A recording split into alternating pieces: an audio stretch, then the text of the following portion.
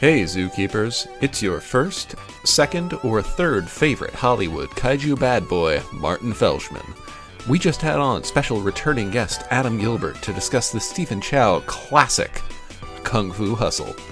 We get deep, dirty, and reference rap rock pioneers Limp Bizkit at least once, so you can already tell this episode is an absolute barn burner. If you're enjoying Podzuki, please be sure to leave us a review on Apple Podcasts or throw us a review on Spotify. And if you ever like to get in touch with us, or if you have something you'd like us to stay on an episode, we will read literally anything you want us to, so feel free to tweet at us at Podzuki, on Twitter if that's still around, or email us at podzukipodcast@gmail.com. Now hit me with that intro.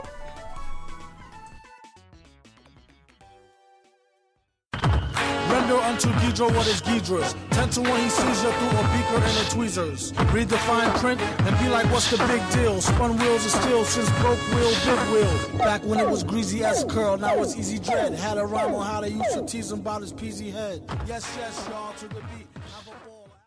Hello and welcome to Podzuki, the world's one and only Godzilla Christian podcast. If there's three in a room and they worship Godzilla, he's there in presence, which I think is important to remember these days and age where, you know, we live in a godless country, a Godzilla-less country. This is so hack. And schools need Jesus-zilla. That's and also, women's right to choose, I say, no thank you. Author's right to choose. Oh man, way to bum me out. Yeah. Anyway, I mean, you don't like my favorite Godzilla movie, Godzilla Roe vs. Wade? I'd almost forgotten that America sucks for a second. Yeah, it's really bad right now. It's like really bad. Yeah, and for like anybody listening to the future, we're recording this in July when women can still vote. 2022. Yeah, for now. Yeah, we haven't gone full Handmaiden's Tale yet. More like Rodan versus Wade. I just feel like even the media, they're the real kaiju. Yeah. Even like the liberal media is against us, because I remember seeing there's a CNN article today that was like surprised because in San Francisco there's like 10,000 turnout for a altogether because there's an abortion rally and there's a trans right rally, and they're like, they came together, something nobody would ever expect. I'm like, are you fucking serious? It is literally like the same issue. Like, it's about people having autonomy over their bodies. They're not against each other. Oh, god damn it. A pretty good amount of overlap. Yeah, there's really, it's like almost, there's no Venn diagram. It's almost a circle. Like now, like a gun rights rally and a pro-choice rally, that'd be kind of interesting. That would be fun. Be like, oh, okay, I guess there's something there. I mean, like, listen. Temporary. Not my politics, but those were some dudes I could get a beer with, let me tell you. Men are evil. Anyways, yeah, welcome to Podzuki. I'm one of your Kaiju Hollywood bad boys, Brandon Kirkman. I'm another one of your Kaiju Hollywood bad boys, Luke Evans, Flip. I'm your third Hollywood Kaiju bad boy, Martin Felshman, and joining us tonight is very special guest. Everyone give it up for Adam Gilbert! Returning guest. Returning champion. Nice. How you guys doing? Okay, I want to wait till we start, but I want to give you one last gift before you go to New York. Wade Boggs sauce? Wade Boggs, oh my god! Our host Brandon is about to have a child very soon. Very soon. In the next 2 weeks. Yeah, the next several weeks. Yeah, so he's just been giving us stuff that he has to get rid of. And once we get to the 1 week period, that's what I call the Hootie and the Blowfish zone. So that's what I'm really excited. They did 1 week, right? Hootie and the Blowfish. No, isn't that Bare Naked Ladies? Oh, Bare Naked Ladies. Yeah. It's been. It's been. Yes. We're doing jokes from Comedy Bang Bang in 2015 now. Well, that's how I know. That's how I knew that's what the song was, because I just think of that. Shout out to Comedy Bang Bang, and whenever they have a good guest and I like go back to it, it's like it's still pretty good. So yeah. Oh yeah, I'm going to see them when they're in town. That sounds fun. Oh, are they at the theater? I think so. I'm not know where it's at, but I know they're in town. Yeah. I know Paul F. Tompkins is going to be there. Yeah. So, nice. Oh, that's going to be But yeah, so this is the first of, I guess it's going to be a trilogy. I mentioned it earlier. I don't know if you're going to cut that part out. That's right, we're doing all three Godfathers. Where we're saving the best for one last. Awesome, one good, but with some bad parts. And then the other, I haven't seen. Wait, what's the one with the good but with some bad parts? Godfather 2. Yeah. Oh, wow. Well, Godfather 1 is way better. I know everybody always talks about Godfather 2 being the best one. The Vito Corleone flashbacks part. Yeah. That's the best part of the movie. The rest of it's kind of like, I don't care. It's great. I'm putting it's great this- parallel. It's 2 movies. I'm gonna put Yeah, this so we it can was. have this in recording, so I can admit this because I've lied about this at parties back in college, and I want to make right. I've never seen the Godfather films. What? I have also never seen any of the Godfather movies. Oh my god, they're both great. Don't watch I know they're good. The Yeah. third one is bad. But, The first one's really good. The second one is very good, but I it's have just some very problems different. with it. It's very different. I but think it's- have a thing about like following a movie with fictional characters. Like Italians aren't real. I can't get invested in the world. They're real, you just can't be racist against them. We've established this That's what in makes previous me episodes. the most pissed off thing is I can't be racist against Italians. I want to be. You know, so bad. it's crazy. Like we're joking, but I've said that to multiple people, and they're like legitimately like, "Yeah, you can't." Yeah. Yeah, yes. I mean, shout out to past guest Sam Mowry, famously put that out there, and I agree with him to this day. Yeah. So, man, we've had some good people on this. Yeah. Yeah, we've had some good episodes. Bill Cosby, Occasionally, Louis C.K., Jerry Seinfeld, Creator of Rurouni Kenshin, whose name I can't remember. pedo Jimmy man. Seville. Now, if That's a deep cut pedophile. if we could get John Hinckley now that he's free. Oh no, that's a legitimate good. No, guess. he is a good person because he actually almost killed. If he let's get this is how we know Podzuki's back. He tried to kill the right person for the wrong That's reasons. what I was about to say. If he actually had done what he was going to do, I don't condone murder. This entire nation would be a different place right now. It really would be. Yeah, man, god damn it. That You need to fucking- put a little aside, like, for those of you who don't know, John Hinckley Jr. is a failed presidential assassin. Of? Yeah. That's right, Ronald. He Reagan. shot Ronald Reagan and something Brady. Yeah, They passed the famously- Brady bill after. Famously, he got shot and he went, "Ooh, these aren't jelly beans. Nancy. Where am I?" Ooh. Anyway, this is the first part of a trilogy of our quote-unquote favorite movies. This is Brandon's pick, and it is Kung Fu Hustle, directed by Stephen Chow. Written and produced by Stephen Chow as well, from 2004. I want to talk about my experience real quick before we get into the movie itself and we go over like the whole summary.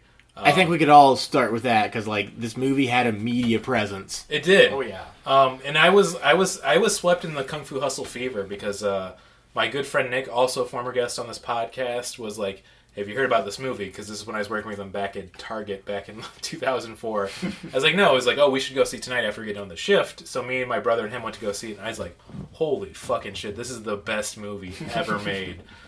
Nick also knew about his other movies, God of Cookery, which is another one he put out, I believe, around 1994 or 5. And then after that, Shaolin Soccer. Shaolin Soccer was before this movie. Yeah, that was 2000. Yeah. And then, I think God of Cookery is like his first directed and produced movie. I gotta look that up, so, I'll redact that if I need to. I just know a lot about this and Stephen Chow's career, I don't know the years as well. But if you haven't seen those and you like these, you gotta see God of Cookery and you gotta see Shaolin Soccer. Yeah, I've heard endless good things about Shaolin Soccer. Yeah, Shaolin Soccer fucks. it's really good. Yeah, I mean, it was just like it was a cartoon movie. Oh yeah. This movie was. It's Looney Sorry, Tunes. I didn't mean to cut ahead, but oh my god. One of my favorite weird factoids is this is one of Bill Murray's favorite comedies. Right. He's talked about it in multiple interviews, which I think is great. I was going to bring this up, and, not to get ahead of myself, he mentioned that, this puts American comedies to shame, and I'm like, it's a funny movie, but it's not really a comedy. No. Well, there's certain parts that I think are more funny than any comedy I've ever seen. It's a silly movie. I've laughed harder at this movie than I've laughed harder at the last 5 comedies I've seen. Yeah. Anyway, we'll get into. Let's keep It's- going it's through our definitely a experience comedy. with beginnings with this movie. I think an important thing I really wanted to get into is that the choreography of this film was done by Yuan Wu Ping. Which Yuan Wu Ping. Yuan Wu Ping. Is that... I thought I had a joke. Oh, yeah. But I thought a joke would come to me. I was like Wu Ping, Goldberg, something like that. That's as far as I could take it. The reason I mention this is if you know choreographers and all that in Hollywood, he's world famous because he's not just known for his work in China because he did famously The Drunken Master, which is another amazing one I always recommend. And also I mean, the most famous one, which is Crouching Tiger, Hidden Dragon. Oh, But hell yeah. he got famous for all of his movies in the 90s and 2000s in China, and they brought him over here. And, like, literally, the movies he's done, all of the Matrix series, including the first one, the newest one as well, then also both Kill Bills, and then Crouching Tiger... I put that again. Oops. What's the last one I forgot? There was a really recent one that was impressive I should have written down. Oh, it was Space Jam 2, right? It's Space Jam 2. Did he do Hero? It kind of looked like similar. I think he might have done Hero. I'll look that up because I want to be actually cordial and actually accurate on this one episode, unlike usual. Podzuki, where we do our research during the show. Or like the Clifford episode where we just started making up things about the movie. Was that our anti-Semitic episode? Yes. That was one of our anti-Semitic episodes. That's debatable. We had Mads on, and they started saying the K word a lot. I started saying the K word. Then we started saying But the they're K both word. Jewish, so it was really funny, and I liked it a lot. If you come on our podcast and you can say the slur of your choice, and it's... no, I'm not going to go this road. Yeah, it's not the slur of your choice. It's the slur of wherever you come slur from. of your choice. Polak. Yeah, that's good. Okay. Yeah, I'm Polish. But that's all what I always thought. Like, people forgot that that's a slur. Because like how like We got to bring it back. yeah, bringing back Polish hate. Come, weary traveler, bring the slurs of your people. I think Man, I had nothing to put on my college application about being discriminated against. Nothing. yeah, I'm German on both sides, and luckily I come from a stock of people who've never done anything bad. So Yeah, but so you went to see it with your buddies, and then you loved it. Is that? yes, yeah, I couldn't find the choreography for a Hero, but that also is a film that fucks for sure. Lots of people in midair stabbing each other slowly, kind of like Kung Fu Hustlers. Which Hell is yeah. a beautiful thing. Yeah. But Martin, what was your when this movie came out? What was your experience with it? I did not see this movie when it came out. I saw it in like 2006, and I watched it with my family, and we all fucking loved it. I think it's probably the hardest I've ever laughed with my family. And it was just a beautiful time. I don't think I've seen it since then, because there was a lot of the movie I did not remember. No. And it was very nice to revisit it. See, I remember when this movie came out, 2004, I believe when it came out. It came out in America the same year that it came out in like China, right? Yeah, Yeah. I think so. Now I remember like seeing ads for it, and some people saying like even though they hadn't said it, but they read on the internet because the internet was really big at that point. Obviously, I lived in a rural area, so not everybody had the internet still, even back then, Of course. even now. But I What do they remember do for pornography? Playboy, and I I feel sorry for them. whoa. They're Playboy's missing- still around? They're missing a whole world. Like, they don't even know about furry pornography. this is off the record, but one time I found like a bunch of Playboy magazines in the closet in my bedroom, and I don't know where they came from, but I'm convinced my dad probably put them there because my porn before that was a file folder filled with like hentai printouts.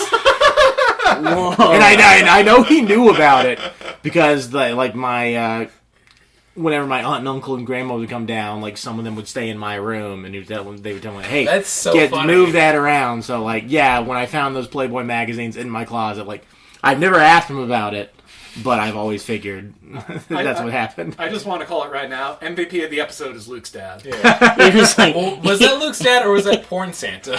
I mean, I think if whoever did it, they would have been Porn Santa. So if it was my dad, then he's Porn your Santa. dad love- finding your hentai. What is this shit? Yeah. Give my boy some real porn. How about some Santa porn? Yeah. Which is actually a thing there's a lot of. Yeah. How old were you guys when you discovered your dad was Porn Santa? I would say probably about God. 12 or 13 when he gave us the internet. I just remember seeing that, like, we were into the same thing in our Google history. I was, like, helping my dad with a password, and it just saw Jenny McCarthy boobs. And I was like, I was crying. I do remember Yeah. the threshold of, like, finding my dad's porn. Because he had, like, in his closet in my parents' room, he has, like, a stack of, like, Hustlers. Which, like, Hustlers show the pussy.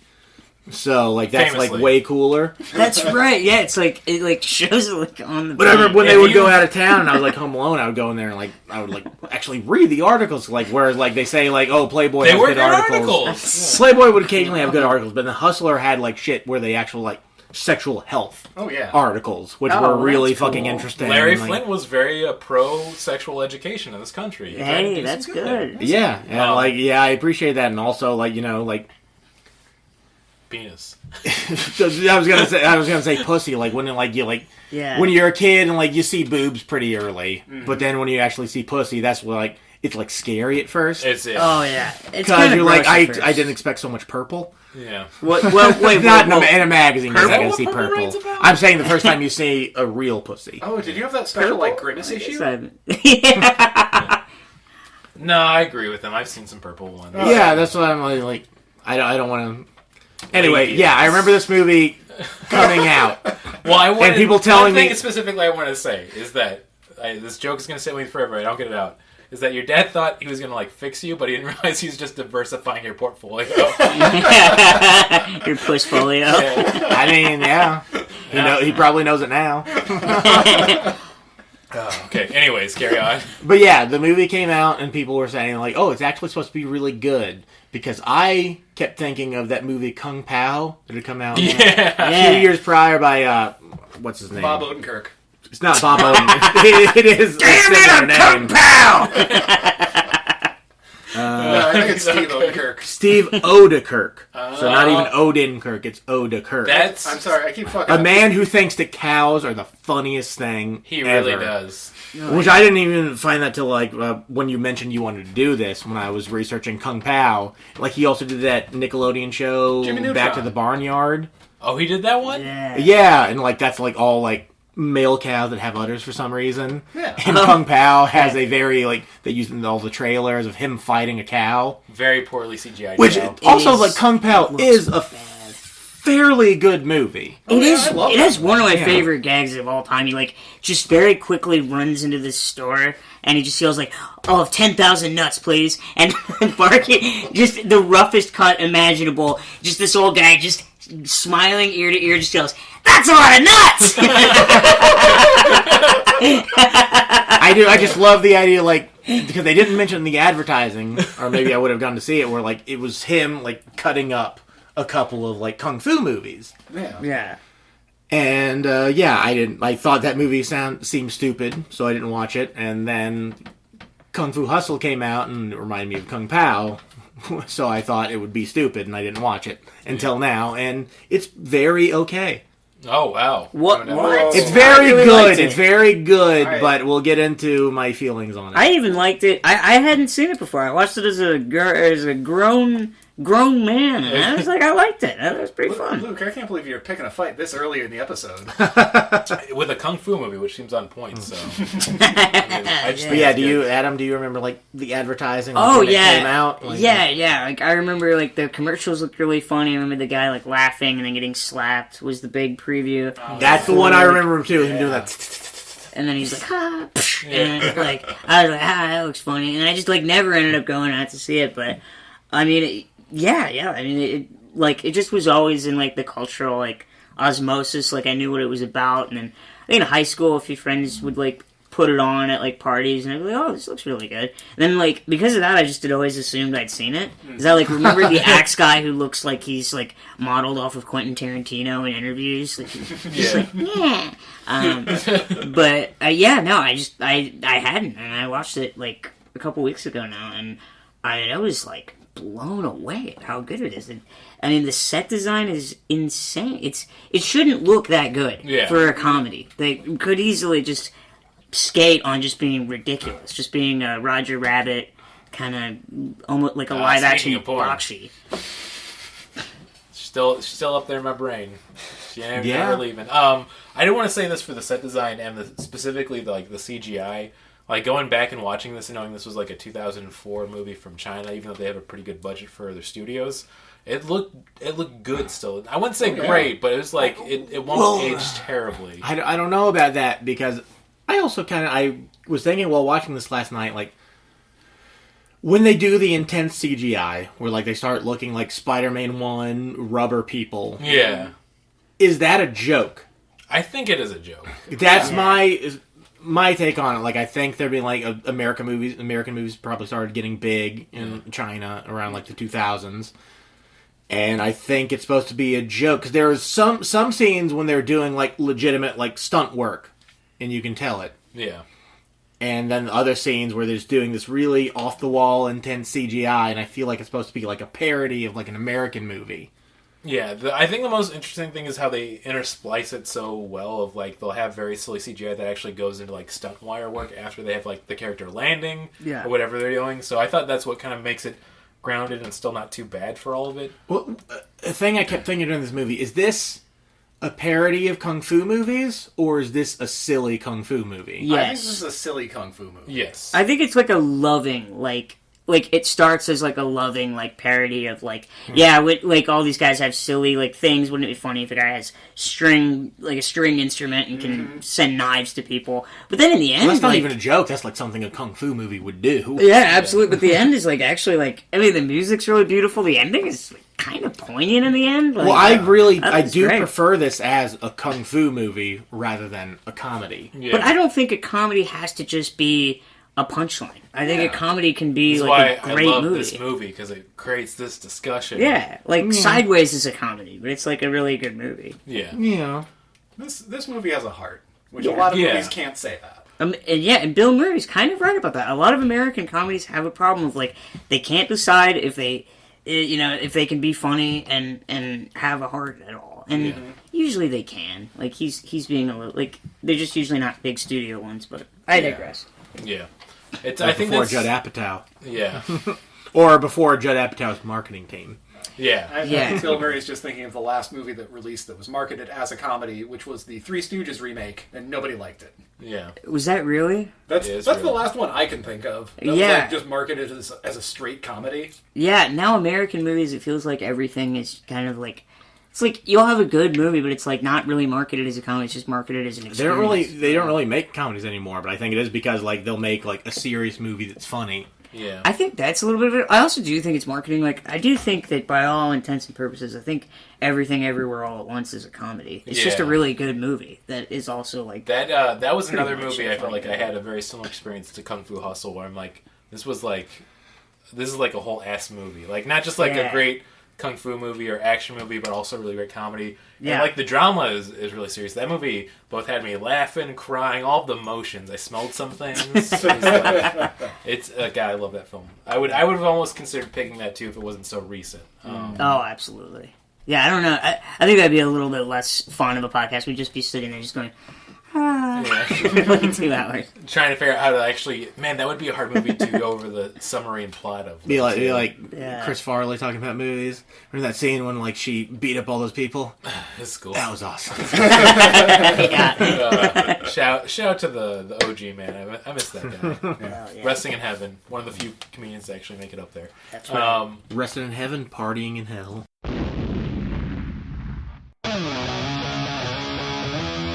Yeah. Let's go. Oh, dude. That's hot. Let's. Oh man. Add a cool sound effect to that. Yes, I will. If I'm editing this, I think I'll have some downtime once that baby comes out in 2 weeks. I also want to say this movie kind of felt like what I was talking about earlier about is it a comedy or a silly kung fu movie. It's almost like there are two movies. Really, There's Singh and his buddy and his quest, his eventually being the hero, which I think that's the parody. And then the silly kung fu movie is like landlord and landlady in the village. yeah, I would say. Yeah. See that? And they have like a bit of a slightly serious story that they get into a little bit, but not that much. But they're definitely there more for comedy. But also the kung fu scenes with them are really fantastic. I Also like, realize we haven't started talking about the plot, actually. We I haven't like talked that the about part is at the movie. very end. Yeah. I don't want to spoil it or anything, but like at the very end, like it's like, am I interpreting it wrong or right? Are they like basically like kind of it was all kind of the fantasy of the kids at the candy store, basically, I guess you could interpret it that way, maybe even. I could see that. Yeah. or like at least the magic that we saw in the movie is in their eyes at the end. So like whether or not they made it all up or they're just a part of the experience. Like I think we're just not used to that. Like a very funny movie ending with like kind of heart like at the very end. I thought that was really cool. It really shocked you. Yeah, it's there's so many great parts, and I think the ending and everything it builds up to is really great. I mean, you could interpret it in a few ways, but it also, I think, to kick off, actually talking about the summary and the plot, it has one of my favorite beginnings to the film of just setting the tone right away. Yeah, and I think it goes through all these kind of like different emotions we were talking about, where it starts with them at a police station, and they're just kind of showing around, and then you see a guy thrown against one of the signs for the police station, and at first it's like slightly serious. Where it's like him yelling at the cops because they arrested his girlfriend for spitting on the sidewalk. And he's part of the Crocodile gang that's extorting the police. But then you find out that the Axe gang's extorting them more, and they've come to kill him to basically take over the territory. And some of it's done kind of as a silly joke at first, but then it's like them showing like the head of the Axe gang, which is the main villain of the film, Brother Sum, like just straight up being a maniacal evil monster. Yeah. Like his girlfriend's trying to get away, and he's like, I would never hurt a woman. As soon as she turns around, he calls for a gun to come over and shoots her in the back, but like almost cartoonishly. Yeah, he like has him throw the shotgun to him, and then he just like spins around after he shoots her. Yeah. And then I noticed this, to your point of him being the choreographer to The Matrix, right? Yeah. When that cop first hits the wall, it looks almost exactly like Trinity kicking that cop into the wall in the beginning of The Matrix. So like it shows you right out of the gate, we're not fucking around with the stunts. Yeah, the stunts we're serious rock. about this. Yeah. I love the way this movie starts, and I love the way it continues. No murder seems like super hard. It's all fun, light murder. There's not a lot of blood. Yeah. No. The only one that it bums me out later on, the strings guy. That bums me out. Because those are the few characters we get attached to and enjoy. There's a few like genuinely like noble guys. I think one of the funny things about this film is like how much it's like there's not a lot of character work or story to it, but it feels so deep and well thought out at the same time. Because like they literally just do that beginning scene to show you Brother Sum, the head of the Axe Gang, is just this evil guy, but he's also being wacky and dancing around, which I think is really funny. Well, that's like West Side Story. Yeah, it really sets the tone.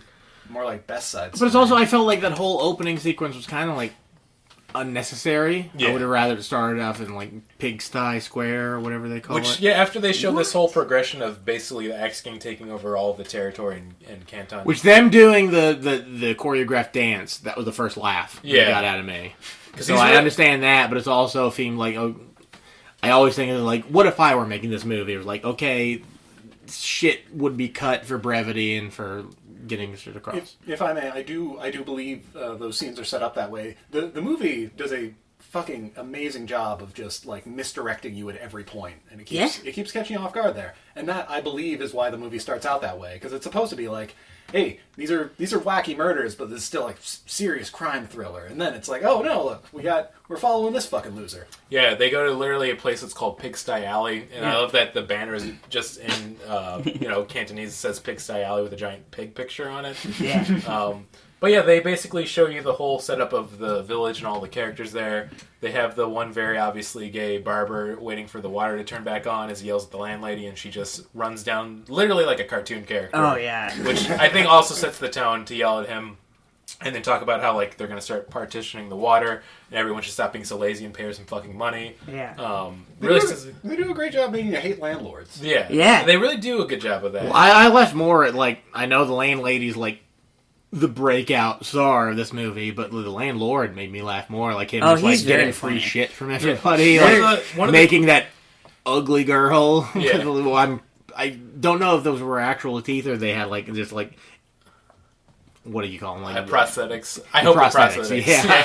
That's what I think they were. But yeah, the landlady was played by Yuen Q, which I wanted to mention because she was like a star in some martial art flicks in China in like the 70s. I knew she was like a commodity. Yeah. But like she's both classically trained in opera and martial arts, and I think that's just so fucking cool. Like, That's awesome, man. Oh my god. Which I think that's the reason they chose her for the role, because all of her, it comes up later in the story, but all of her kung fu is like related to singing and voice, which is really cool. That adds such a good level to it. I actually did not know that. Yeah. But I thought that the landlord and landlady, I mean, they're such great comedic characters because They are. they're like, you cannot stand them, but you like being around them to see what they'll do. And then, later on, you kind of like them. Yeah, They do a good job of it. Yeah. Like, oh yeah, I hated them like 20 minutes ago. Yeah. They introduce you to like a few of the more key characters as the movie goes, which is like just a general busybody there that's carrying around a bunch of rice and really strong. They also show you the tailor whose name is just Taylor, which I really liked. Oh yeah. The one odd job guy's name's Cooley. I wrote it down. But the tailor also is a very gay character, and I'm glad that they make some jokes that are both respectable but kind of funny. Then the baker's donut. Yeah, Baker's just named Donut. I love donuts. Which I do like. I didn't notice till my second watch through that like they introduced those are the three characters you see in the village Yeah. right away. Yeah, And, I love that the progression in the story, it's so quick. This is an hour and 39-minute movie, and it feels like it's longer in a good way. It feels like you get this whole intense, vast experience you would with like a lot of these fucking 3-hour MCU movies, but it's all packed in so perfectly and tightly. But yeah, they show you all these characters, and then finally they get to the main character of the film pretty late in the game, but which is Singh, who's played by Stephen Chow, who's the director and the writer of the movie too. Because he's just a really talented dude. It's insane. He's really funny. I think he's really charismatic in this role of being just a piece of shit. Well, he's introduced like he comes into Pig Alley with his friend, and they pretend to be important people in the Axe Gang to get a free haircut. Yes, that's basically it. And his you character, think they should have wanted more, because I didn't even realize when they started, because of how the movie started, that they were pretending to be in the Axe Gang. I thought they were in the Axe Gang. Yeah, they got fake tattoos. No, they did immediately try to go for more, because he was like, hey, you're making my boss mad. Give me money and I will not.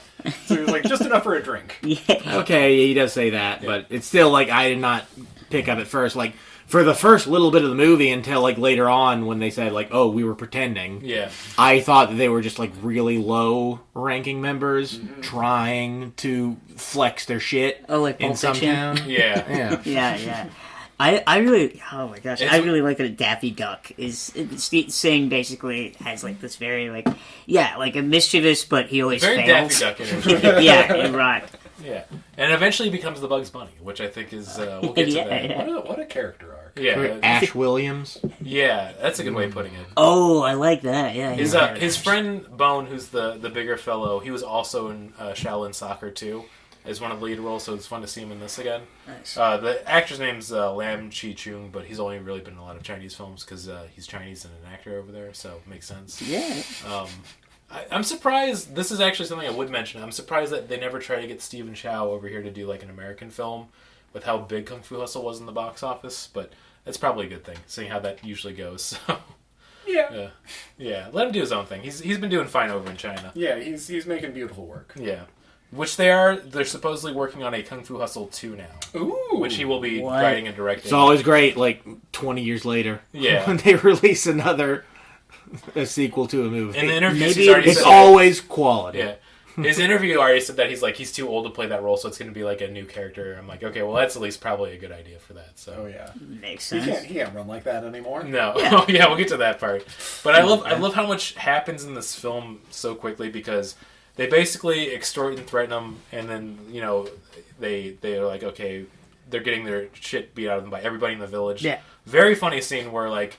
Basically, he sings like pointing out to people. He's like, "Okay, well, I'm not gonna fight you all at once, but I want to show you how tough I am." So you in the audience, and like he points to like one guy in glasses. He walks up and he's super muscular. Yeah. And he's like, "Okay, not you." And then the little kid. Yeah. Then he points the to little kid is muscular. Yeah. It rips. It's such a good gag. It's Kid so is stupid. jacked. God, I love it so much. Not you. Nobody can fight me in this town. They're all too buff. I mean, all the jokes you could think of were like he points to guys like, "Hey, you shorty," and then he stands up and he's like 7 feet tall. Yeah. And then he says he's going to signal for other Axe Gang people, even though he's not a member of the Axe Gang, so he lights a firecracker. And a group of Axe Gang people just happen to be walking by when he throws it over the neighborhood fence or whatever, and it blows up their hat, and the dude's like, "Oh, who threw that firecracker?" Like, "Oh, I'm one of you guys. They did it. Yeah. Yeah. And that's our inciting incident. The Yeah. Axe Gang getting involved in Pig Alley. It's where I love how the movie does swift or like go from like all these different gears so quickly. Of like, Yeah. this is when it gets more serious again. You can see like they're actually in danger. He threatens the one barber of like, hey, say that again. It shows him like pointing down an axe, and like there's an honest look of fear in his face. Yeah, I did laugh at like the text bit where like in the poor areas that's the only place you can be actually free. Yeah. Which I thought that's kind of like it's like it's cynical and not true, but also kind of true at the same time. Yeah, but they get ready to basically kind of threaten them if they don't stop what they're doing, and the villagers like basically tell them who did it, and so finally they get to the point where they're about to start beating the shit out of somebody, and then all of a sudden They're about to set them on fire. Yeah, which is really intense. That's the part where it feels like I said, I enjoy this more as like a legit kung fu movie than I do as like a kung fu comedy. It parody. is like at this point a constant escalation, because before that happens, the one guy who's threatening them, he gets punched by a mysterious force that nobody sees. It breaks his back. Breaks his back. Lands in a fucking barrel. Yeah. Classic. And he happens to know that his back is broken somehow. Like, don't touch me, my back's broken. Yeah. So to the point where Brother Sum shows up, and then is demanding answers for it. So he threatens to set on a mother and child on fire. And right before it does, we have Cooley show up, and then basically it flips gears of like, oh, actually Cooley is a kung fu master, and then beats the shit out of everyone. Basically, a bunch of the other Axe Gang members like go into one of the other shops to start causing hell. That's when we find out that also the tailor is a kung fu master, and then finally Donut as The well. kung fu master of the 10 Rings. The 10 which Rings. I think must be an actual thing from like, if not really a thing, something from movies, because like... Yeah. They're This is the all Mandarin and Shang-Chi, Shang-Chi. yeah. Yeah. I have to look it up again, but they're all based off like very famous Chinese pulp novels, which I thought was really fun. That's another So cool thing sick. I learned, that like that pulp novels in China were about kung fu and not detectives. And that Like they were fucking in kicks America. ass so Yeah, much. that's so much cooler. Yeah, We I'm both Kung Fu Detective. Let's go. I'm pulling it up right now on my phone, but there's a specific pulp novelist that they based all of it off for this film, which I thought was really cool. Liu Chen or something like that. Yeah, and I didn't write it down because I'm like, we probably won't talk about it, but sure enough, here we are. Dude, I liked Cooley. He was the MVP. Yeah. He got done dirty. We'll get to that soon. Damn. Oh, I liked the baker. Donut. Yeah. I liked Didn't him. he Like, get the staff or whatever? yeah, he's on the staff, which is why That was the pretty scene, sick. the first time you see him, one of the best shots of the movie, because it's just really cool. It's kind of like I guess probably a wide angle lens or something. Yeah. It's like the end of one of the staffs he's using to like roll dough. Oh, And, yeah. but that's it's also right. it's like focused on him, but it's also focused on the very end of the pole. It's like 3 feet. God, Well, like if staff's that had been like cool. 3D, that would have Oh yeah. looked interesting. Yeah. Man, I want to watch more movies with Oh. guys with bow staffs. Okay, so yeah, it is.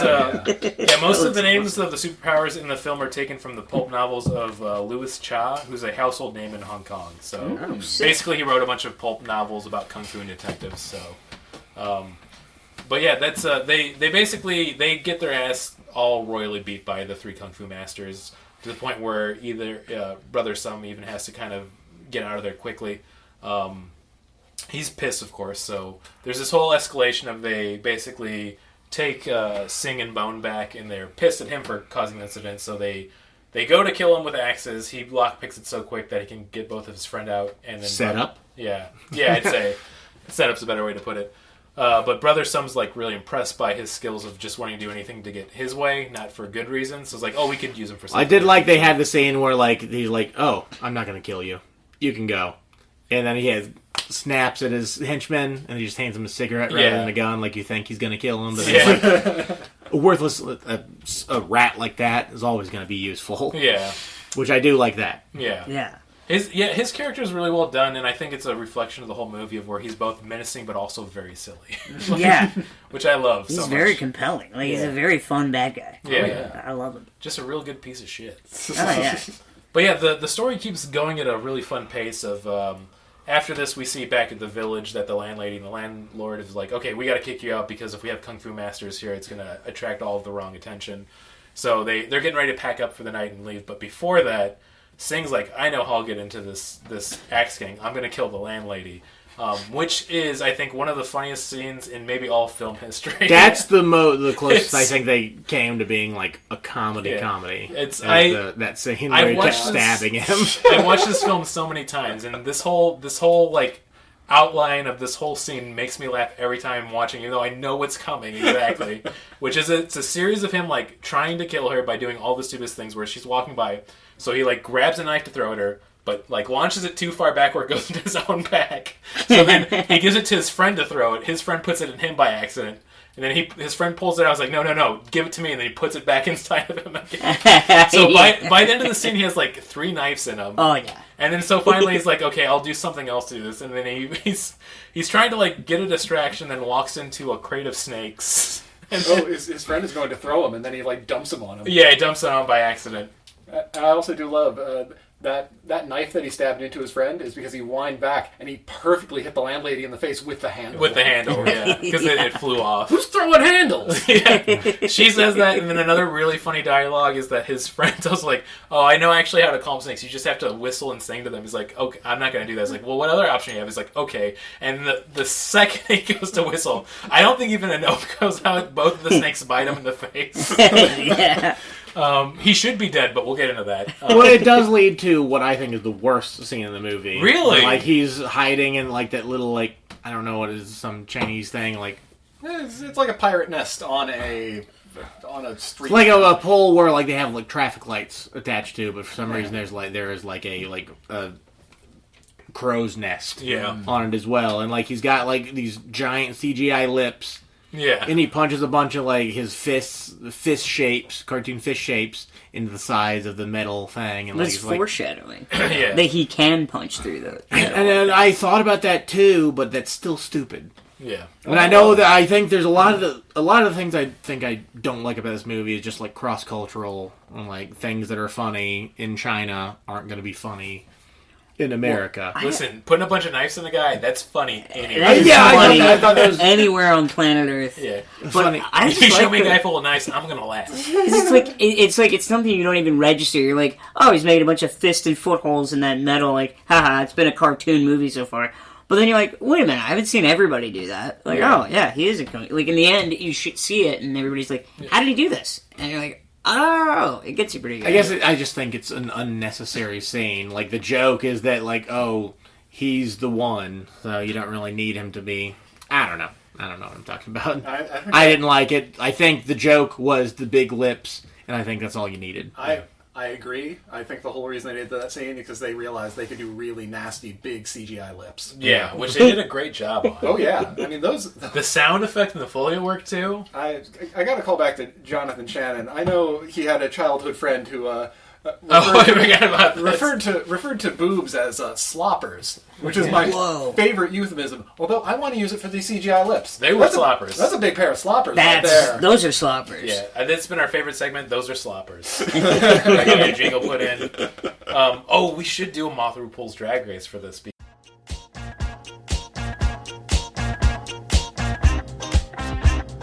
Moth RuPaul's Drag Race.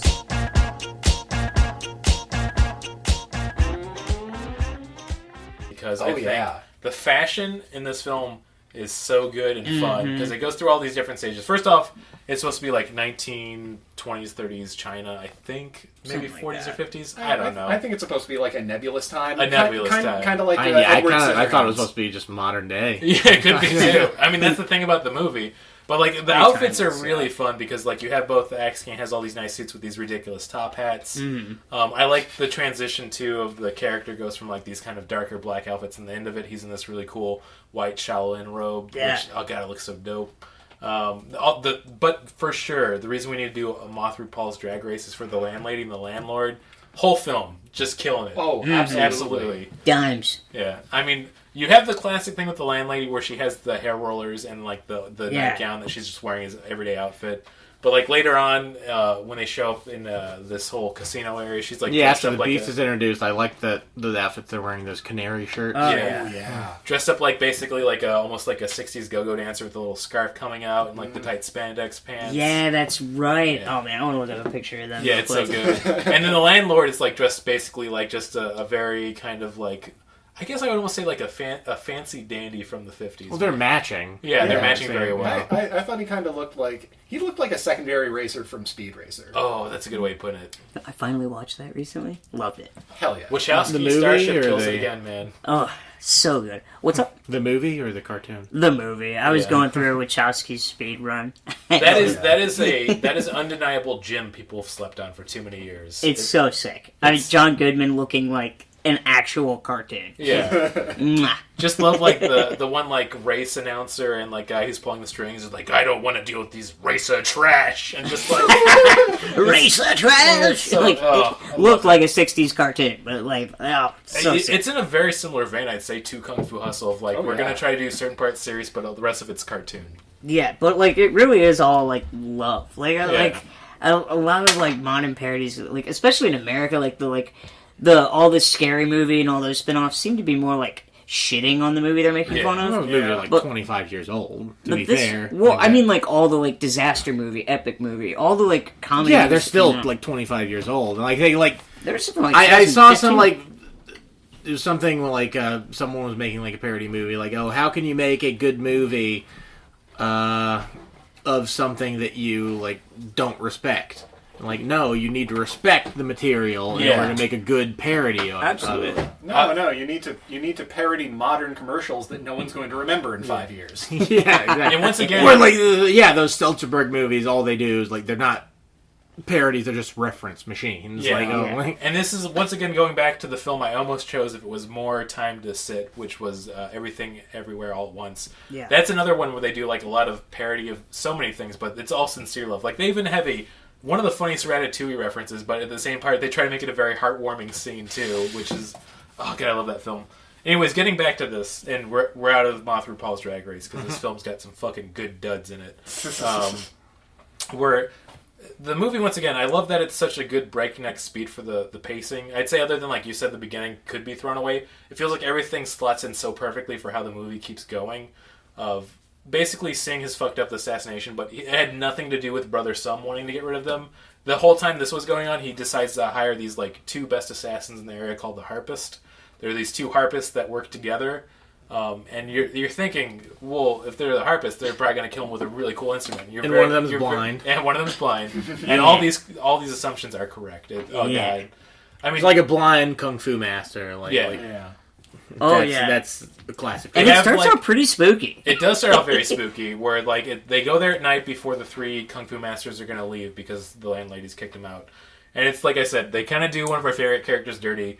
They're all talking about how they wish they could have known each other longer to train together. And they that scene when they're like, "Oh, we should spar." Like, nah, I don't think so. Yeah. and then they do it anyway. Yeah, like, Like, so that's cool. awesome. Which Yeah. is why I'm so sad what happens to them. Yeah, because literally after the scene, they're getting ready to all pack up, and this coolie's walking off in a very cool scene.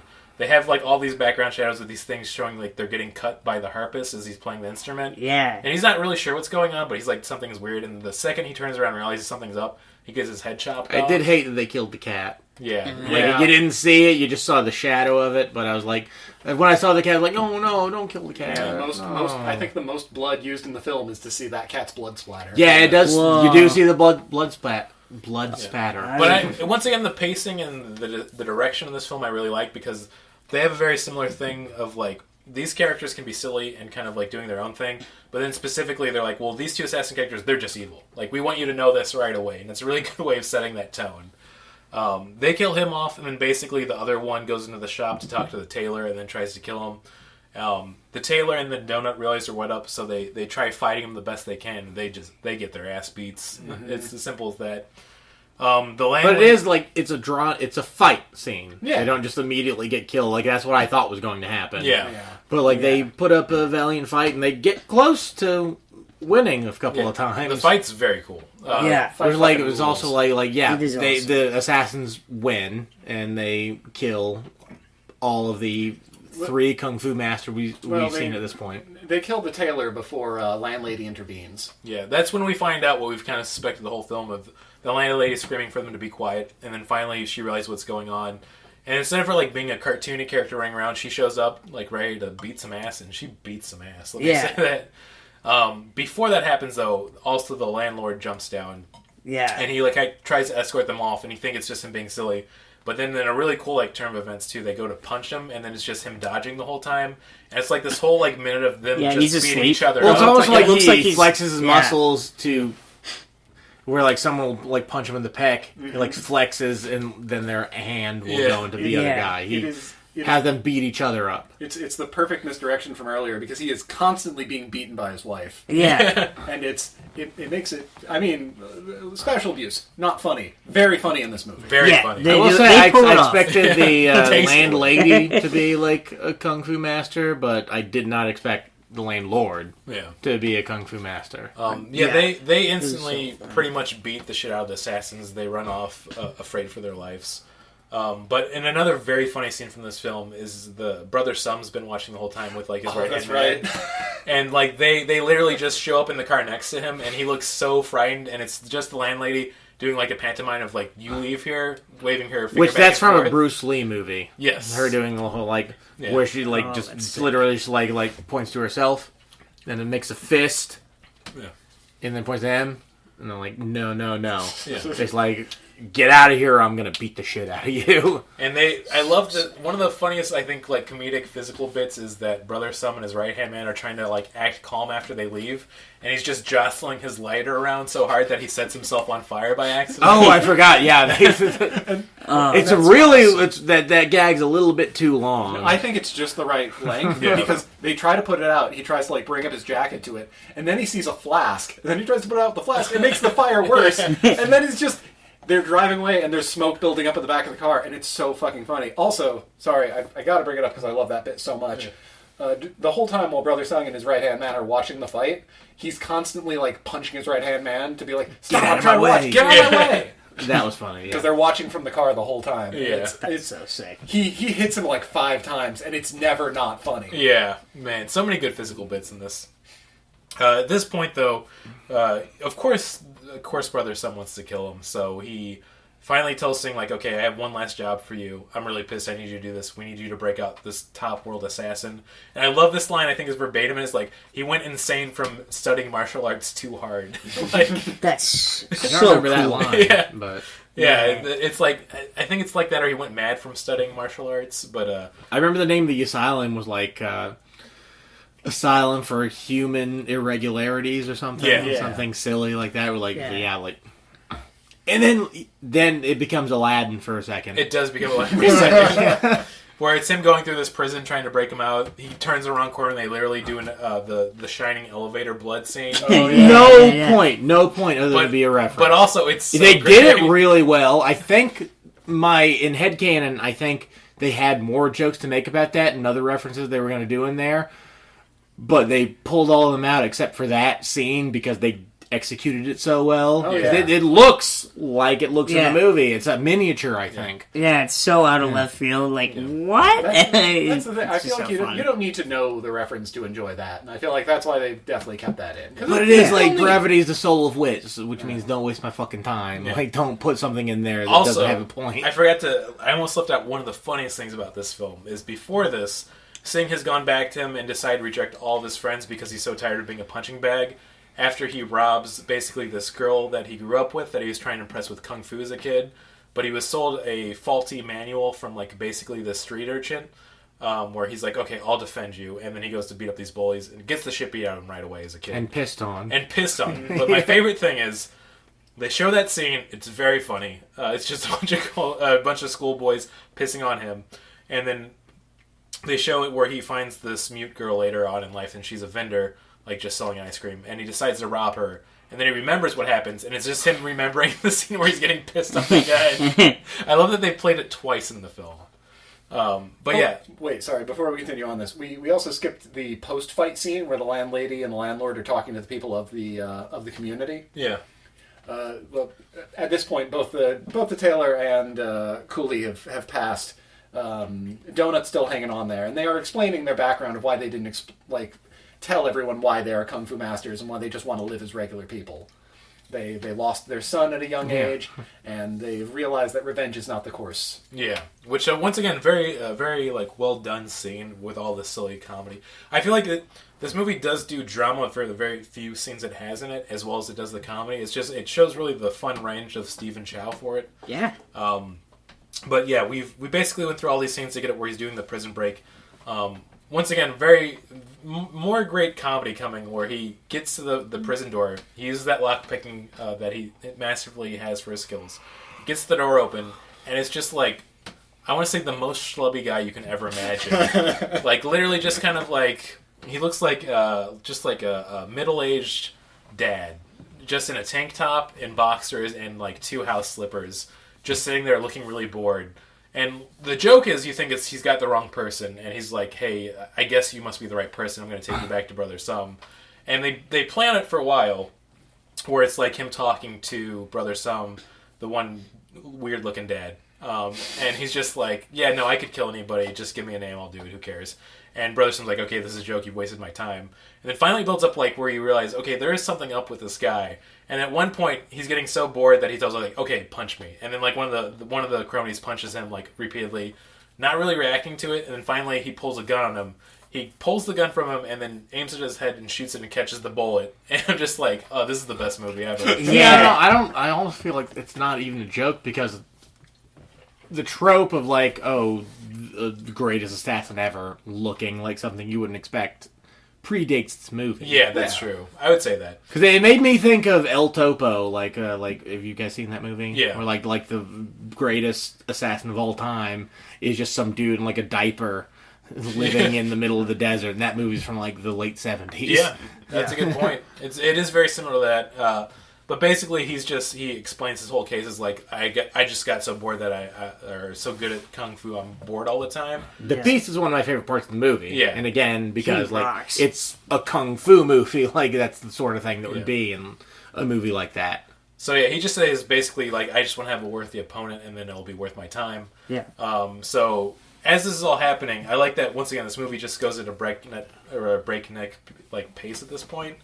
Where it was smart to where like you don't have to get him to Pig Alley, because they were already there to kill the Hatchet Gang. Yeah, with so many great throwaway lines of like, oh, we could just sense the aura of a master here, so that's why we're here.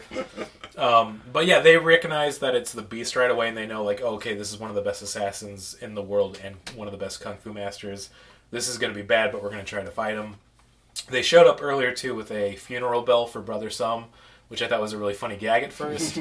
But as the fight goes, they realize that they could use their abilities together, where she could do that whole, like, lion's roar, as they call it, where they get to the bell. Now, she has Black Canary superpower. Yeah, basically. Yeah. But yeah, they get to the bell, and they have this whole fight around it where they keep trying to hit the top of the bell, and you're trying to figure out what's going on, and then eventually she slices it off and then uses a giant megaphone against him.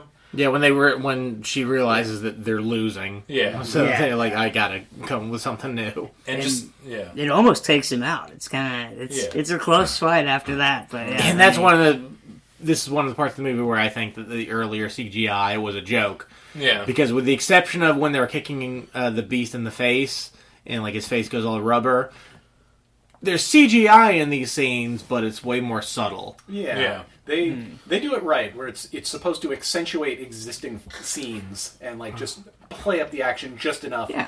And using it sparingly, so your eye doesn't get adjusted to it right away. Yeah, there's a lot where you can tell where like, okay, yeah, that is an actual person. Yeah. And once again, to the choreography of all of this, the fight scene's really cool because like, I like that once again the Beast does look like a middle-aged just dad that's given up on everything, but his fighting style almost reflects that, where like everything he does is like so quick but lazy at the same time, but you can just see he's like supposed to be like the world's best master. Like it's this whole scene where they're fighting and he's just like punching them as quick as he can because he doesn't want to deal with them, and it's really fun to watch. Yeah, well, then he gets cleaned up in the end, and he like I remember going like, that looks like a movie villain. Okay, like he actually looks pretty fucking badass. Yeah, it's there's so many great parts of it, but like they get to the point where they've beaten him and he decides to surrender, but he's an asshole. So he pulls out basically these like 2 assassin like flowers, I want to say. They shoot out the needle. They both catch it in time, but then it's like this thing where they also have daggers inside, so he stabs both of them. And then they get into this kind of tussle where they're basically grappled all 3 against each other. Yeah, they're in grappler school after they use the bell as a megaphone. Yeah. And then he concedes, and then he tries to kill them, and then like they're just stuck in a big old human pretzel. Yeah, big old human pretzel. And this is like the turning point of the film too for the main character, of where Brother Sum's telling Singh that he needs to kill them right now and gives him like a wooden piece to hit him with. He's getting pissed off, so he actually hits Brother Sum with it before he does it.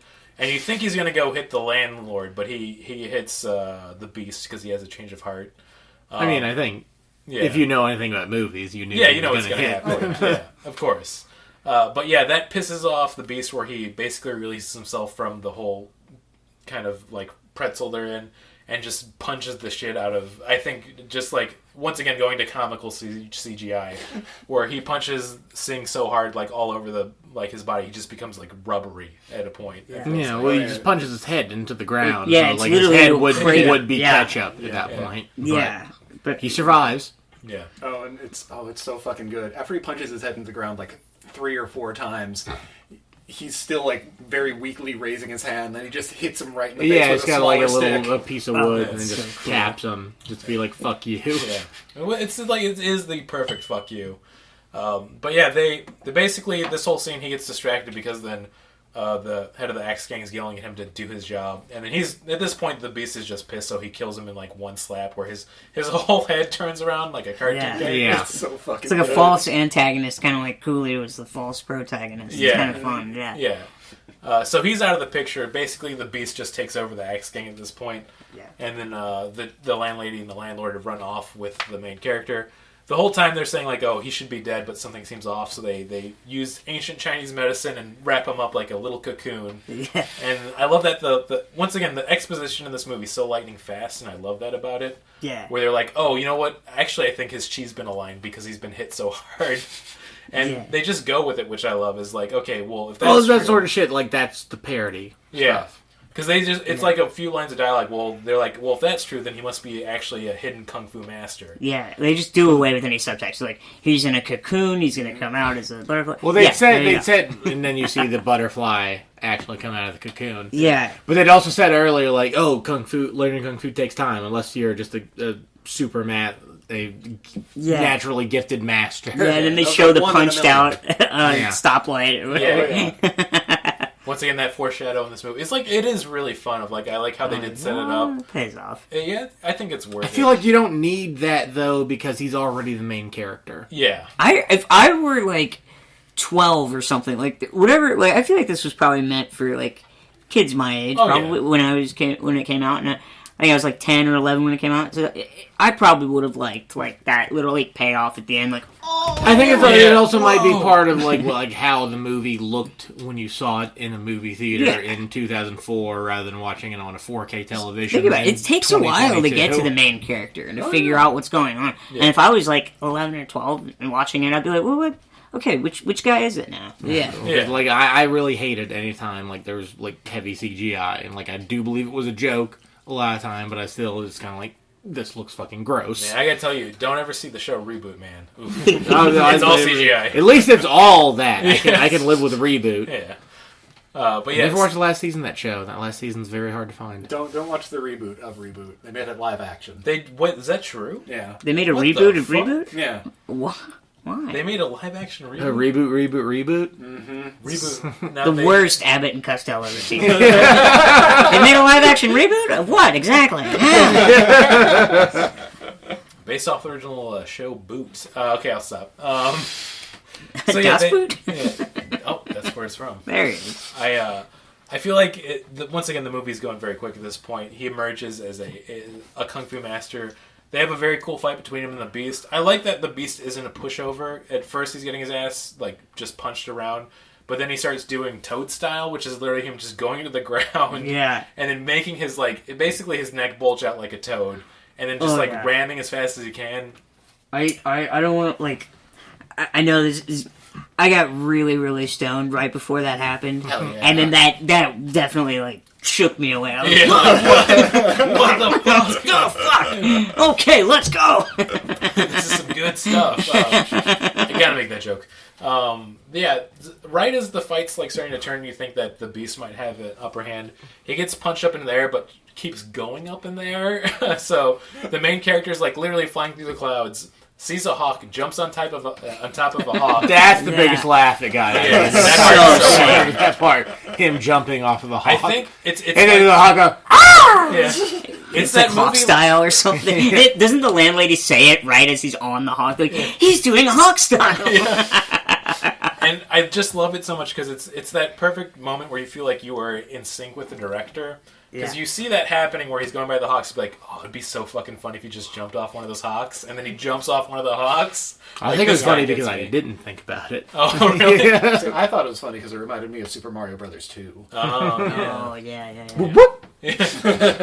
But then basically he does this to come back down at the Earth at comet speed, and the landlady says like, oh, he's going to do the palm style. That's basically the comet palm style, and you think it's going to be like him coming down to do like this like meteorite like punch with his palm, but instead it's a giant impression on the Earth where the beast is, where there's just a giant hand in the ground. And it's at this point where like the movie's just lost all logic, but it's so great. It's just so good. Well, because he does it on the ground, and then he's able to do it like just standing next push to it. Because basically at this point when he comes down and does that, the beast realizes like he is the true kung fu master and basically bows down to be like, can you teach me the ways? And right as he's letting his guard down, he goes to do the assassin thing again with the weird flower. But he does the palm where it goes right by him and punches through like a whole building, which is really cool and stupid. Well, that's when he says like, "Oh, you were the true master," Yeah. and he means it that time. For some reason. And then the flower, like, floats away. Oh, yeah, he spins it away like one of those... Oh, my God. Sky Dancer. And- Skydancer. It all comes back together. We were talking about Skydancer. Yeah, and I think the bad guy actually sees that. And it's interesting because it's like, is the guy's name Stephen Chow? Yeah, Steven Yeah. Chow. He's like he has the beast be impressed, not by like master's act of violence. It's a master's act of like beauty. Like he turns this this dangerous like flower dagger into a beautiful little star spinner. Like basically just forgives him right away. I think that's like whoa. it's such a good scene. And then they basically just wrap up the film after that. It shows that he's decided to open up a candy shop with the mute girl and his friend Bone. And then it's all these kids kind of rushing in. Like you said, it could be interpreted where they're thinking about this is the story of how it happened.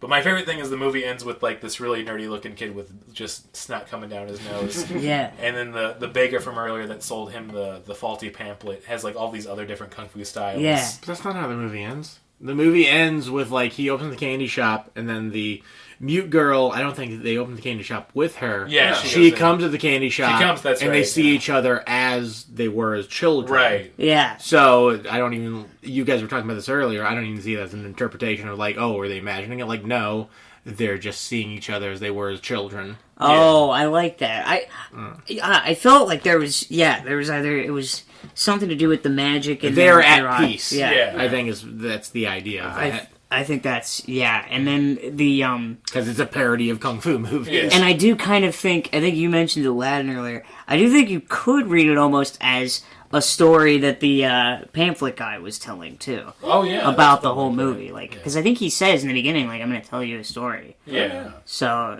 or maybe it's just at the very end. And You wanna he hear does another give one? him the pamphlet for Palm Style. Yeah, and it is palm style, but that's what he does at the very end. So I don't know. I think it's just little. I things like laughed that. when like he was selling him the thing just because of how dirty and skeevy he looked. Yeah, Like yeah. he looks like what a mess. Yeah. Yeah, and then the kid doesn't look much better. He's like covered in boogers. Or if you will, like a pig pen from a Charlie Brown. That too. Yeah, that's Yeah, probably a yeah, bit more recognizable than what a mess. Yeah. Look like The old British boy. cartoon Don't make it come dog. back. Yeah. Yeah, I think we should just get into the ratings and wrap it up here. I want to give this. We'll use the rating system of. We'll say 1 out of 5 kung fu masters hopping off a hawk. 5 is really good. 1 is unimaginably bad. Yeah, I mean, I've watched this film so many times. I got to do a 5 out of 5 kung fu master hops off hawks because like, it's so fun. I've never like 1 out of 5. no. I'm saying 5 out of 5. Did I say 1 out of 5? I think you said 5 one out of 5. Oh, Okay, that's right. that's mine. What am I doing? Sorry, it must have been all the squirt I had. That's gross. A shout out to Squirt, sponsor of the podcast. It's not pee. But it's not cum. Yeah, who knows? Yeah, it's one of my favorite films. That's why I chose it. That's why we're doing this series. I would understand of like maybe going down to 4 out of 5, but I just every time I've watched it, I just enjoy it so much. I don't feel like I even need to go into an explanation of it.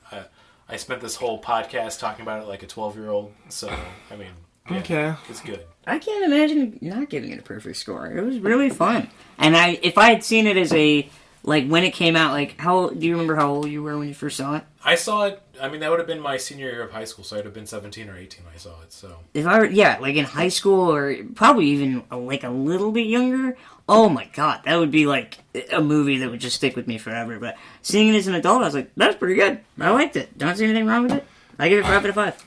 All right, I'm gonna give it a 3 out of 5. Oh, damn. Because like it was fine, and like I said, I don't know how much of the issues I have with it are because of age. Yeah. Because like when it came out, I was like pretty deep into my cinema snob phase, where like, oh, if it's not David Lynch or something stupid like Michael that, Bay. like I don't give a shit. Yeah. But it was enjoyable, and I would recommend it to people. And it really is like looking at it as like a kung fu movie. I get a lot more enjoyment out of it rather than looking at it as a comedy movie, because the comedy really doesn't work for me. Anything that there's a lot of things that I think are supposed to be really funny that I think like, oh, that's kind of dumb.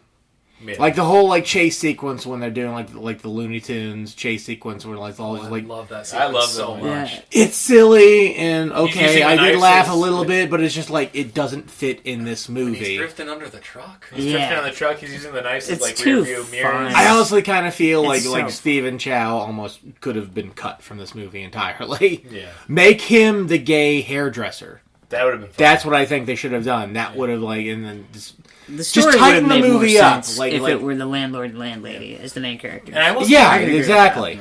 I almost think that was done on purpose at the time in Stephen Chow's career, because he was so famous for being a writer, producer, and actor in all of his films that it's like, oh, well, if I'm doing a film, I have to be in it if this is going to sell tickets. Maybe that's what it was, because yeah, like it definitely feels like this movie like needed a rewrite or something. Like the what works really well, and there's other stuff that like could work.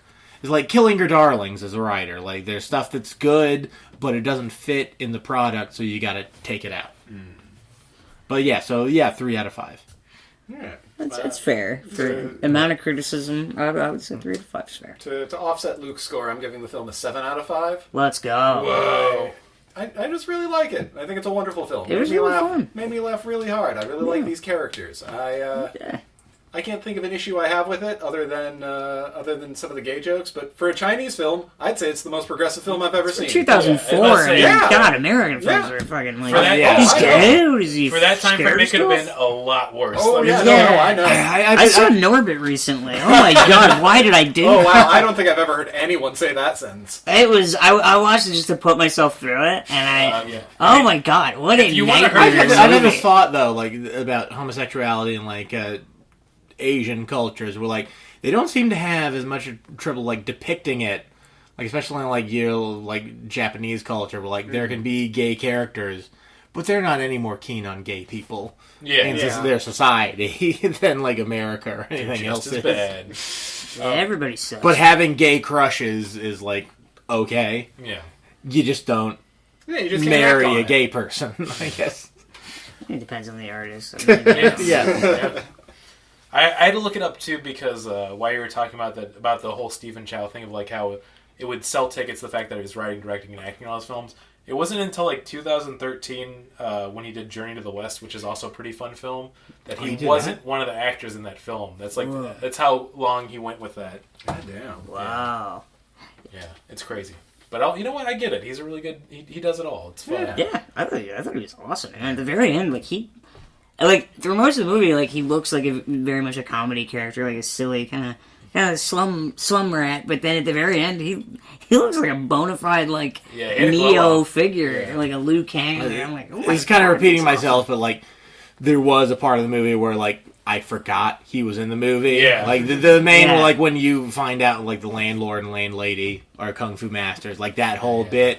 And then he Yeah. showed up like right after that. Like, oh right, he's in this movie. He's like the main Yeah. character. And, yeah, it's like you said earlier, like the breakout star and the main focus of this movie that everybody loves. It's the landlady. She's Yeah, so fun. she's It's the Incredible. best. Yeah.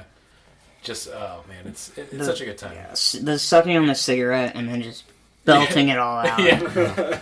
It's just an all-time bit. So good. But yeah, that brings us finally to our I want to say the stupid game section, but it's been so long. I forgot to do any type of research or anything for the games.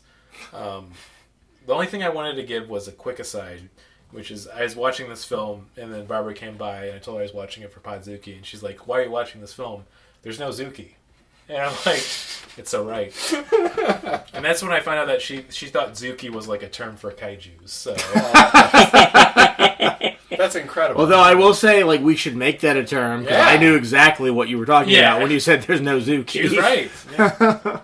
That's our new game, actually. We'll be adding, and I'll get a new jingle for Where's the Zuki? So, just because also doing the... I did it all for the Zuki! Come on, the Zuki! Okay, I gotta use that now. I did it all for the Zuki! Come on, the Zuki!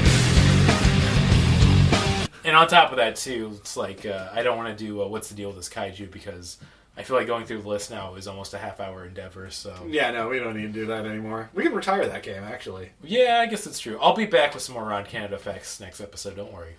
I got a little carried away. Listen, there's a baby due in 2 weeks. I'm busy. Yeah. Fuck you at home, listeners. Pieces of shit. Congratulations. Thank you so much. Yeah. Oh, man. If my daughter turns out to be a podcaster, she's out of here. That's a shunning, yeah. if I've heard one. But yeah, we'll just get to the good old recommendations and plugs.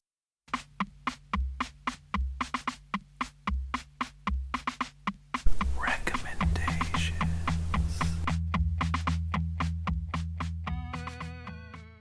Did anybody have anything in mind for recommendations? I actually have something like, I feel like I might have recommended it before, but probably not. The Godzilla pinball machine. Ooh. I mean, we got you for it this. Was actually, yeah. like, I know I've mentioned to you guys, like, over the messenger before. If you're somebody who's into pinball, like, I'm sure you already know this. A couple of years ago, they released a Godzilla pinball machine. Whoa. It's probably Stern, but I'm not positive. But I work at a place now that's, like, not too far from a really popular arcade in Chicago, so I've been going there after work. And we I've can been say playing... on the podcast, Chuck E. Cheese's. And I've been playing a lot of the Godzilla pinball machine, and it's is it so Replay? much fun. No, Logan Arcade. Oh, nice. Oh, Logan one of the Arcade best. rips. Yeah. Yeah, I think that's the best arcade in I mean, Chicago. it's like a good bar. Like, yeah, it's a good bar too. Yeah, it's really and, nice. like, I would go there just to drink, but I mean, of course, they're gonna play games. and they take Yeah. quarters rather than tokens. Like I technically, appreciate that. with tokens, you would be spending less. Mm-hmm.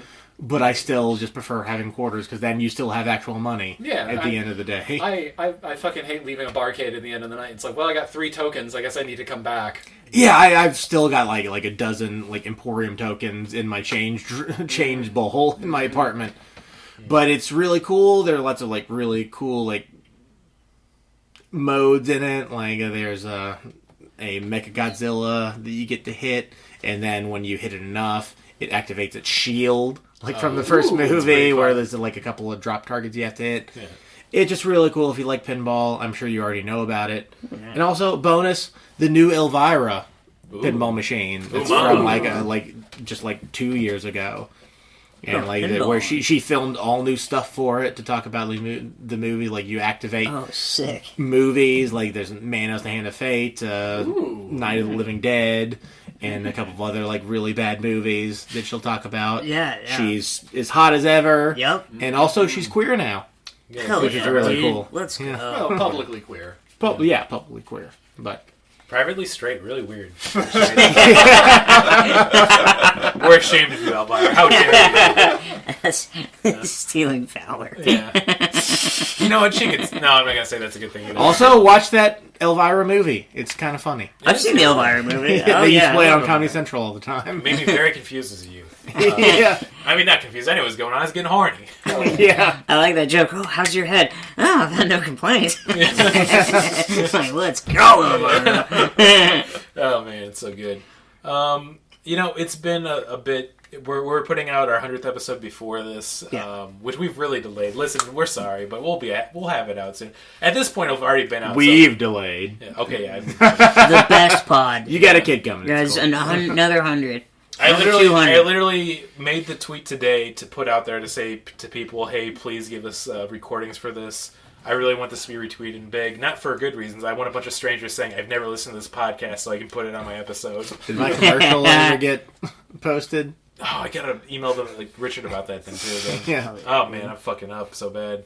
But for recommendations, I've recommended so many Kamen Rider series at this point that I think it's time to do something a little different, which is an earlier season of Kamen Rider from 2001. Saw it coming. Yeah. Kamen Rider Gedo, which is an interesting change in the franchise because it starts off with 3 riders as the main characters right away, which had never been done before. And I like that it's about monsters that go around and kill for God. So it's a real good critique on Christianity. Oh, okay, so this is like the DuckTales take on Kamen Rider. It is the DuckTales take, but yeah.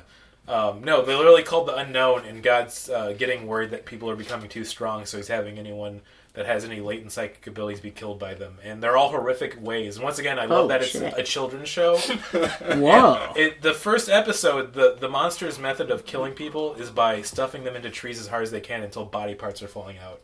And this is, once again, this was a children's show in 2000 for Japan. And I'm like, this is not a children's show. What is going... Blood is flying out and I can see arms coming out of the tree. That's so sick. That's rad as shit. Nice, Why are our children's shows so weak here? I want to make them as violent as Japan. Didn't it used to have Batman the Animated Series? That's true. It's still like, well, then I don't know, then you had a couple, like, I thought Clone Wars was, like, at least, like, Clone Wars fucking watchable. Yeah. You get Tartakovsky anything, he'll make it work. Yeah. Yeah. Oh, are you talking about the Dave Filoni one or the Tarkovsky one? Oh, the Genndy Tartakovsky one. They're both the good. 2D animated Clone Wars. Oh, I haven't seen much of that one. Oh, check that shit out. I think I saw, like, an episode of it when it first came out, and then I watched a little bit more of that Filoni one. It's like 3D, and that one's pretty good. I actually haven't seen any of that. Oh, that's I love really that good. the Clone Wars for the Filoni one is like, I love that I think they just went on so long that people stopped caring and he got to do whatever he wanted. Because, like, the first season's all right, but after that, it's like, oh, this dude had, like, a whole story he's doing with this. That's good. Yeah, so. They're kind of giving him the keys right now. Like, he's doing all the stuff for, like... He's the reason Mandalorian's good. So. Yeah, and it is really good. Yeah. And the Obi-Wan one I didn't hate. Yeah. I thought it was fun. The weirdest critique, and I'm just going to get into this so we can get to everybody else's recommendations, which is, I thought it was weird, but this is my summation on the Book of Boba Fett. It's boring, but in a good way. Like a Book of Boba Fett. Yeah, the Book of Boba Fett. I hated it. Oh my god. I liked it, but it's a boring series. But it's like, if you're killing time, you're like, I just want to relax in the Star Wars universe. That's how I feel If about I the wanted series. to relax in the Star Wars, I would just put on Mandalorian Season 1 again. Yeah, that's true. It's the Vespas look so dumb. Yeah, why were they so slow? Yeah, and he's just in the back of the tank for the first few of it. Yeah. And then immediately they bring back Mandalorian, and it's way better. Yeah, literally the Mandalorian. Well, didn't episodes are yeah, Yeah. well, that's what you're talking about. It just became the Mandalorian. Yeah, and I was by like, the last few thank God. episodes. Yes.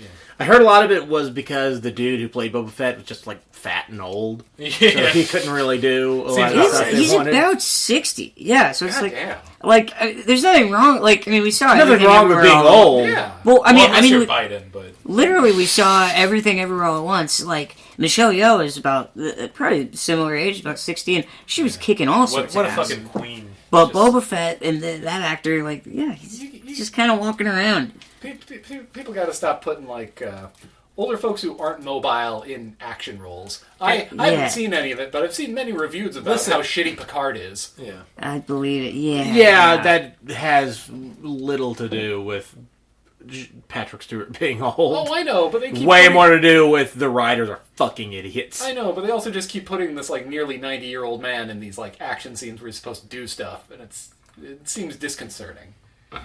Well, I mean, I'm going to go back all the way to Kamen Rider yet again and bring it to that. Don't watch Picard. Yeah. That's my plug. But- yeah, please don't watch it. Watch Strange New Worlds, because that show's really good. Oh, okay. Yeah. But yeah, I want to go back to this, which is they were so smart all the way back in 1971 when they're making Kamen Rider. Because listen, the action scenes, he's in a fucking cyborg suit. You can put anybody in that. And once again, why didn't they do that with Boba Fett? Think about it. That's a good point. Think about it. Oh. Never mind. Okay. I like that you're thinking, like, I don't want to risk Brandon going another tirade about Kamen Rider. I don't need that right now. And do you have a recommendation for a piece of media, or like a feeling, or just a thing? I guess just because we were talking about this, it just reminded me of, like, as I was watching it the whole time, I was thinking about this other movie that was, like, kind of similarly like a living cartoon, and I wanted to recommend The Happiness of the Katakuris. I love that movie. Yeah, have you seen that one? I've seen I've never seen it. Happiness of what? The Katakuris. I think it's a lot darker and a lot. I think like, it's a Takeshi funnier. Mike film, right? Is it Takashi Mike or Takashi Miike? But I think Miike. That's That's Miike. how I've always And pronounced I it. saw Two Eyes. Mike could still be Mike. I thought Ichi the Killer is a little bit too much for me. A little bit too cruel. But I thought Happiness of the Katakuris is very, very funny, and just similarly like, what the fuck is happening? Yeah, it is a Takashi Miike film. But yeah, it is such a weird, dark, and funny film, and it's also Yeah. a musical at the same time. Yeah, and oh man, there's so many characters who are just pieces of shit. Yeah. It's this family that like people just keep accidentally dying in their house. Yeah. They're doing a lake house for like a vacation thing, and they're just covering up the fact that people just are accidentally dying. Yeah. And it's very, very funny. There's a claymation, weird, creepy thing at one point. Yep. Like a fetus, I think is what it is. Yep. There's a guy who pretends to be in the army Yeah. to date one girl, and he does like a whole musical number about it. It's very fun. It's so good. I'll definitely check that out. Yeah. Hell yeah, dude. Highly recommended. I want to recommend my number 2 movie, because we're watching my number 1 movie for an episode of these eventually. You Yeah. know, my number 2 movie is, right? Poop. Ah. Okay, I'm going to extend that applause break for 5 minutes. Is there a movie named Poop? There has to be at this point, This is right? it, folks. Yes, that's Number one comedy really the movie only way that podcast in joke Chicago. works. Yeah, well, no, it's Number actually 2 like movie 50 is different Poop. student films that are all terrible. Okay. That's well, a great I'm compilation. I'm Googling for a yet compilation again. of student films. Okay, Like when they released those huge compilations of like Oh, yeah, public it's like- domain horror movies. Yeah, it's like 50 scary movies, $5. I remember the big one that was like 157 movies God or damn. something, where There it is just a came in like a Poop big the folio.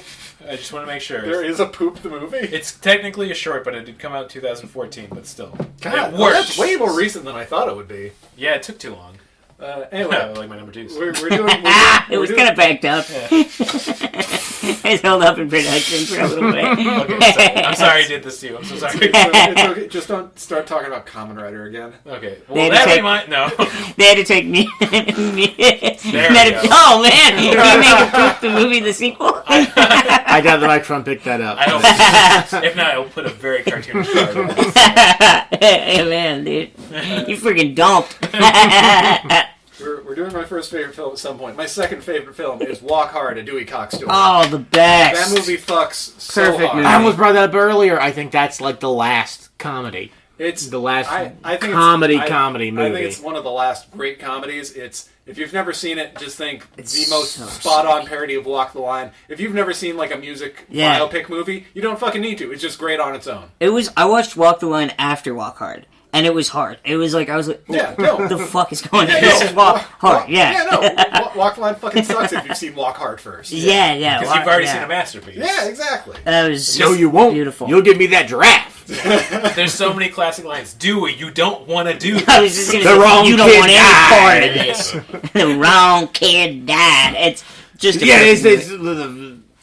if not the last comedy, it's like the last Yeah. true parody. This is a movie. dark fucking period. Yeah, that is a great point of a parody. He needs more and fewer blankets. I think that the writers were talking about that. Like, it was like an actual, like, they love those movies. They just wanted to parody it for fun. And also, John Yeah. C. Reilly's a talented musician He's as well. incredible. Insane. All of the songs, just toe tappers after toe tappers. Yeah. Though, I will say, there are some that have a very 2006 sense of humor. They're still good songs, but they're very blunt.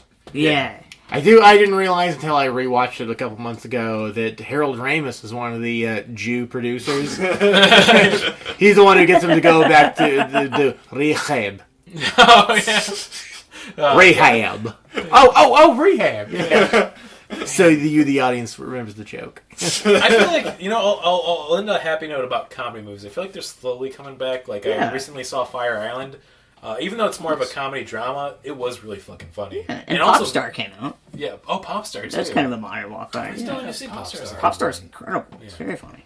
Yeah, but it does feel like they're getting absorbed by other things. Like, even the Chip and Dale, I'm like, this is a Lonely Island movie, but it is fucking Disney now. I can't do anything. That's just they gave us money to do this property, so we're gonna make a decent movie with this property. It's Lonely just Island, get out of there. Go But do we something really other. don't give a shit about the property. There's no straightforward comedies because there's no straightforward movies. It's all just kind of IP. And, like, if you can just kind of, like, do your own analysis of, like, okay, this is a multiverse movie, but really, this is a comedy at the end of the day because it's Well, something that I mention all the time about movies in America now, like, they're made for a Chinese market. They're made so they can sell them in China, like... I don't know. Well, I'd say more international at this point, just all around. Yeah, maybe. International kind of means China. Yeah, China. Like... I mean, it's a big film market. Yeah, true. I mean, they are the world power that's taken over America at this point. Good for them. Yeah, you learn how to say, really do you want fries with that in Chinese? No, man. I'll fucking do it. Yeah. Well, I think for plugs, just a very quick one, which is Pressure's still back at the Redline VR every Tuesday. Let's go. I forget if sign-ups at 7:30, shows at 8. Yeah, sign-ups at 7:30, shows at 8. I haven't been there in a few weeks. Once again, baby stuff. But, I mean, you'll see the lovely Jonathan Shannon, Georgia Gove, Ricardo's back finally, which is great. From his improv team, which, come on, you want to do comedy? Why do an improv, Ricardo? I know he won't listen to this. I'm sure he's also great at improv, so I'm not sure. Well, you reigniting the war between improvers and stand-ups? Yeah, that war never died. Oh, it's just the bit itself. Yeah. But yeah, that's it for my plugs. So. Yeah. I actually, my ride is here. Oh shit! The only plug. When is this coming out? This is going to come out probably before 2023. Before 2023. Yeah. Okay. I would say like about a month. I'd say because I mean I will get the 100th episode done soon. This will come out like after the 25th. Yeah, probably. Yeah, for sure. Cool. Yeah. Well, I'll be at Just for Laughs in Montreal. Holy shit! On the 25th. Oh, hell yeah. I wish I knew that, but also I'm off Facebook now. I haven't posted. Oh, okay. I can't. It's a secret. But oh, sweet. Oh, fuck, you heard it first here. Podzuki exclusive. If you, I'll plug. If you live in Chicago, eat at Owen and Engine in Logan Square. That's where I'm working currently. It's a good Great restaurant. place. Yeah, British food. But like, even if you think British food's gross, we got a lot of options, so you'll enjoy it. Thank you so much for having me. Timothy Oliphant ate there recently. Yeah, but we gotta let you be free. But real quick, we got a few more segments. No, okay, let's. Thank you so much for having me. Oh, you're welcome. Wait, you're gonna like the way we fuck. I guarantee it. Kiss your mama.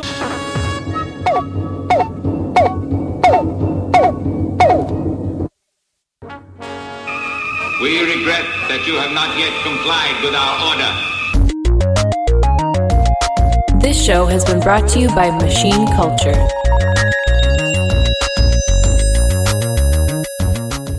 The words get stuck in my throat.